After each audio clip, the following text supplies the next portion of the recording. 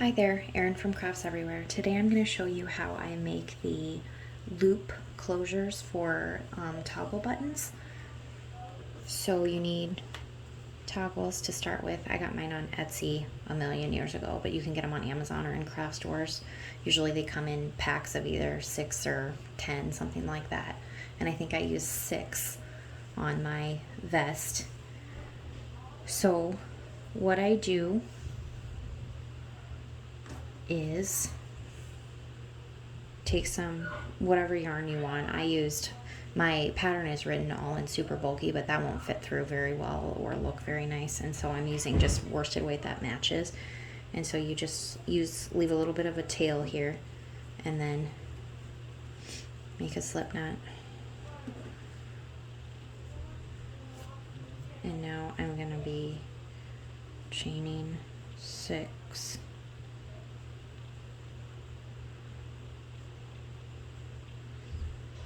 Now,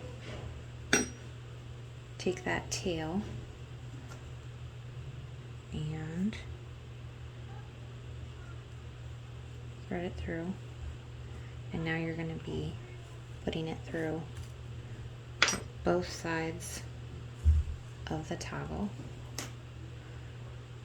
and so pull it so it's out like that, and then you want to take the side where you're working on, and you are going to be slipping to join here in your first stitch, which can be a little bit tricky.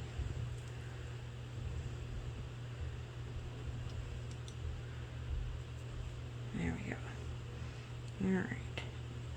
Slip the two sides together and pull tight, so it'll look like that. And then I am chaining 1, 2, 3, and then just pulling the 4th one through. So the finished toggle will look like that before you attach it. And then to make the loop for the other side, I just take another piece of yarn, same basic principle, slip knot with a bit of a tail for helping to sew it. And then for my toggles, I decided 14 was about right to chain, and that just kind of will depend. It depends on where you want to place the toggles on your sweater and how much slack you want to have and all of that. But so I'm doing 14 here. So we're going to chain 14, 2, 3, 4, 6, 7, 8, 9, 10, 11, 12, 13, 14, and then we're going to do the same thing as we did with the toggle and join to the first in the first stitch, and then slip stitch them together in a ring, pull it tight, and then continue chaining 3 more, and then on the 4th pull it through. So you're left with a loop that looks like that. And now you can see on my sweater a finished set of the toggle and loop. So it looks like that when I have it closed.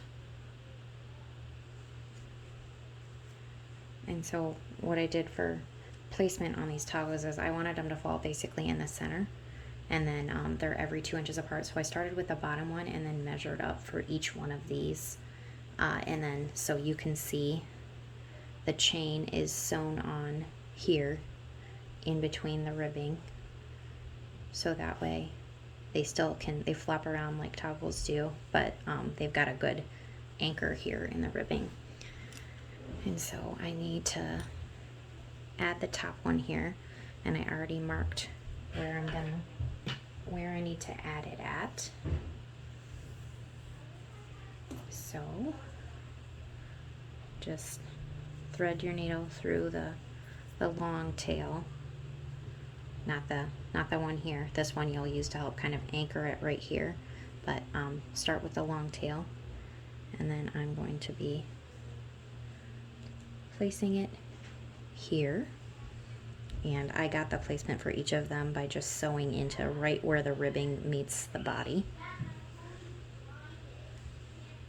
And so you pull that in there and then just push it back through. So that way you get a nice tight anchor there. And then I sew on either side of the chain too. Helps it look cleaner and stay flatter. And then up through the next chain.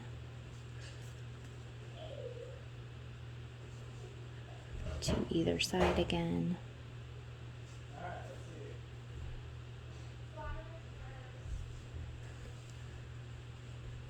And then one more time for that third, the center of that third chain.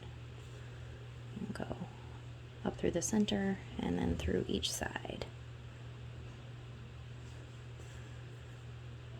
Now you'll have that tail on the underside. And then what you want to do is grab the other tail. And there's kind of an open area here, and you're gonna stick that other tail through there. So it'll look like that on the outside, and on the inside, you just tie your two tails together, extra anchor, and then sew your ends in. And you get finished toggles. And then for the other side, you just repeat it for the same way, basically.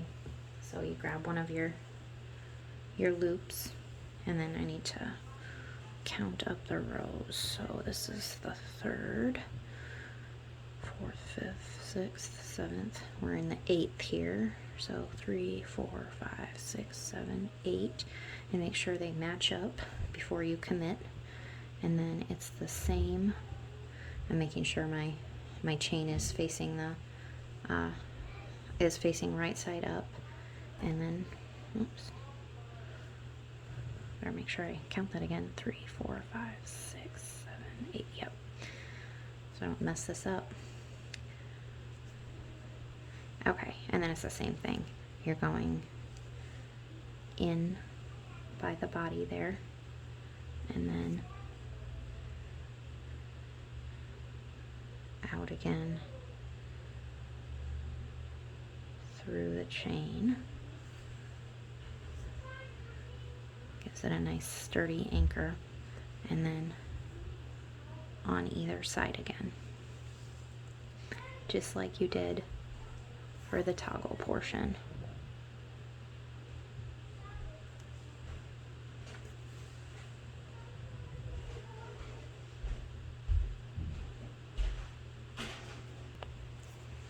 So now I've finished sewing in the first line here, and then for the second tail you do the same thing as the other side also. You find the little loop area there, stick your needle through, and then your loops will line up like that with the toggles, and you can just tie those together and then sew the ends in, and sew your toggles will look like that. And then you just repeat for all of them.